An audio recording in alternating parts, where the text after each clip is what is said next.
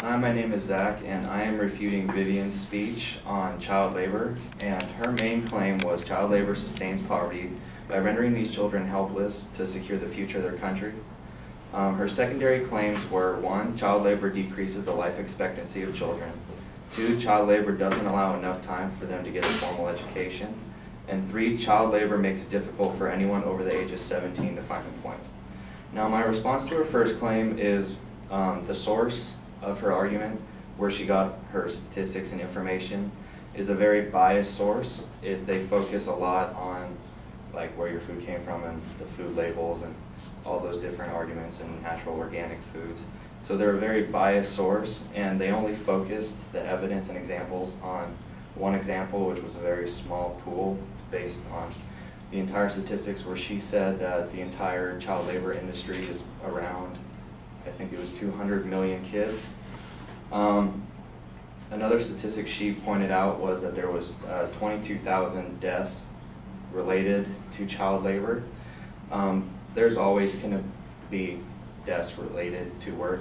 In the United States alone, there was 4,600 fatal occupational injuries out of the less than 200 million people between the ages of 18 and 65. That was from the U.S. Bureau of Labor Statistics. And the type of work that she pointed out in her example doesn't necessarily lower the expectancy of their life, it just puts them at a higher risk of getting injured. The average life expectancy in Africa on the low half is 46 to 58 years of age, and at the high end it's 74 in the country of Emeritus. And just as a reference, in the United States our life expectancy is 78 years old. And the advocate kept pointing out the chocolate industry as her main example. And one of the two main countries is Ghana. And Ghana actually has the 7th highest life expectancy out of all the African countries, with 64 years of age. Now, my response for claim 2 is that child labor has a very broad definition, and a lot of people think it's just work that harms or brings children down, when in fact it's any type of employment of children. And so according to one of the papers written, and claim 2, it's having to do with the children being allowed to get a formal education.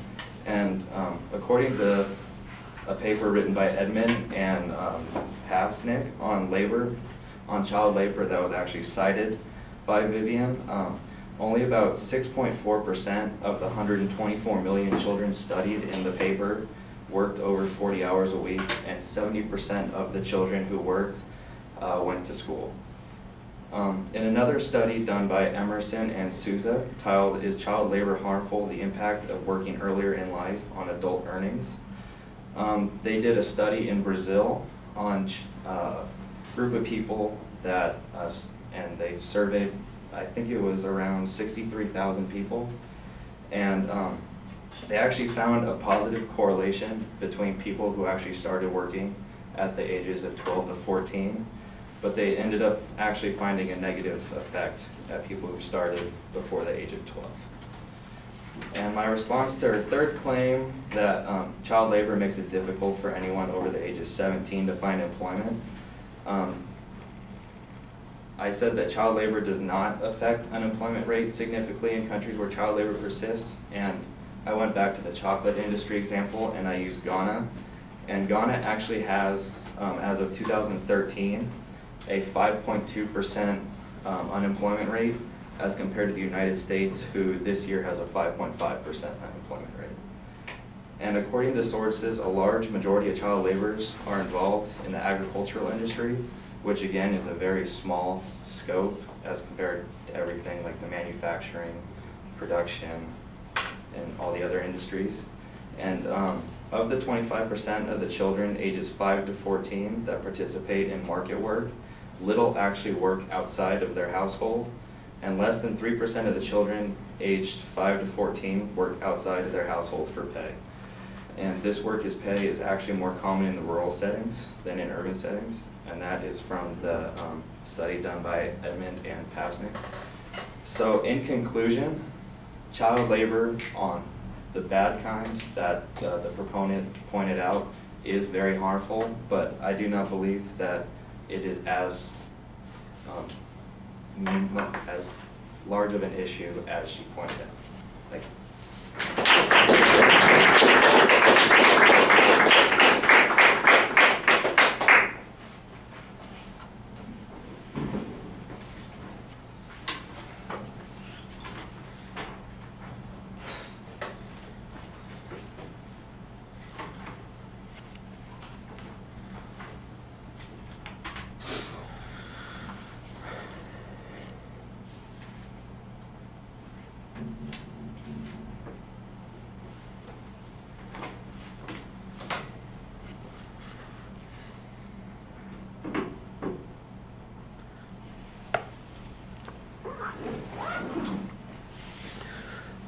All right, the structural stuff is pretty solid, easy to follow at the beginning. On the first point, you kind of challenge the general nature of the source, but I'm not exactly sure what was problematic about that source. You say it's biased because they advocate organic foods or food labeling, so I'm not exactly sure what that makes it a biased source.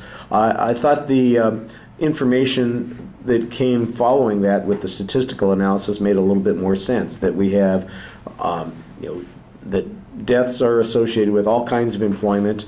You do the comparison in the United States for 200 million people in the working population, and 22,000 for the rest of the world seems to be about in line, although I don't know if we have any individual rates that we can be used for comparison purposes. Your life expectancy argument I thought was pretty reasonable, especially when you're able to use Ghana as an example, and that's the example that the advocate used on that point. I thought that helped quite a bit, and that makes that a little bit more sensible.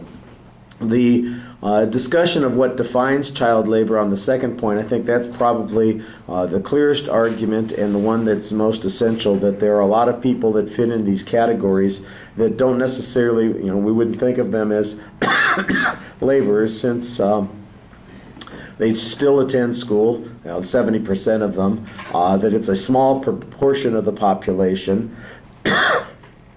And the one place where you show that there might be an acknowledgement that there is some risk is that there's sort of a negative impact in the one study if they start working before age 12, that if that becomes their long-term employment, that is in fact a potential issue. So most of your argument seems to be an attempt to diminish the impact of the advocate's claim, not to deny outright that there is a potential effect on this, but to diminish the long-term effect or make it seem much smaller than it's likely to be. On the employment issue, I thought that, once again, going to the statistical comparison about the unemployment rate in Ghana versus the United States, Ghana is one of the places that the advocate used. Obviously, if they're using a lot of child labor and they still have a low unemployment rate, it doesn't seem to make much sense that what the advocate claimed would be true. So I think that works pretty effectively. You also had a good statistic that I thought got buried a little bit in this argument that says that the vast majority of the kids in the age of 5 to the 14 range that are working aren't even working outside of the house, and I think that you need to emphasize that point a little bit more. So it's not really that they get sent all day long to work in some field or work in some business where they are unsupervised. They're typically contributing to family-based businesses or agricultural purposes, and you should go back up to that statistic that you had earlier. 70% of them still get the chance to go to school, and there's no demonstration that the lack of schooling is a result of they're not having time to go to school, but rather what is the environment? Is school even offered, or is it available? Is it one of those things that's accessible to folks? I think that might have been a good counterclaim to make on that particular point.